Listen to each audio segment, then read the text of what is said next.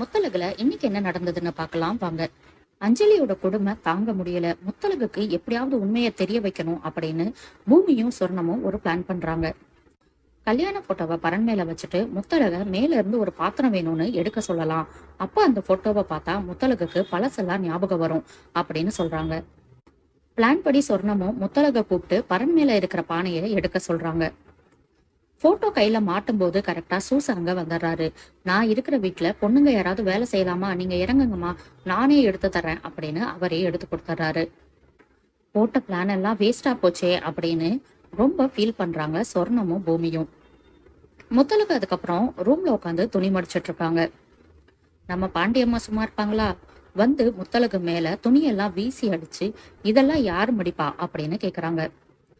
Fan காத்து சொகுசெல்லாம் கேக்குதோ அப்படின்னு ரொம்ப ஓவராவே பேசுறாங்க. உங்களுக்கு என்னம்மா, துணியை மடிக்கணும் அவ்வளவுதானே அப்படின்னு சொல்லிட்டு துணியை மடிக்க ஆரம்பிக்கிறாங்க. கீழே விழுந்த துணியை எடுக்க போகும்போது கீழே ஒரு பெட்டி இருக்கிறத பாக்குறாங்க. இது நம்ம பெட்டியாச்சே அப்படின்னு ஓபன் பண்ணி பாக்குறாங்க. அதுல பார்த்தா பூமியும் முத்தலகும் சேர்ந்து இருக்கிற கல்யாண போட்டோ கிடைக்குது. இத பார்த்துட்டு நம்ம யாரு, இந்த வீட்டுல ஏன் இருக்கோம் அப்படின்னு ரொம்பவே யோசிக்க ஆரம்பிக்கிறாங்க. பெட்டியை திறந்து உள்ள ஏதாவது இருக்கான்னு பாக்கணும்னு யோசிக்கிறாங்க. அந்த பெட்டியோட கீ கூட எங்க இருக்கும் அப்படின்னு முத்தலகுக்கு ஞாபகம் வந்துருது. அதை எடுத்து உள்ள இருந்து போட்டோ எல்லாம் எடுத்து திரும்ப பாக்குறாங்க. அப்ப சார்ஜர் எடுக்கிறதுக்காக பூமி வர்றாரு. முத்தலகு நின்றுக்கிறத பார்த்துட்டு என்னன்னு கேக்குறாரு. ஆனா அதுக்குள்ள வெளியே கூப்பிட்டோன்னு போயிடுறாரு. பூமி ஆனா என்னமோ தப்பா இருக்கே அப்படின்னு யோசிக்கிறாரு.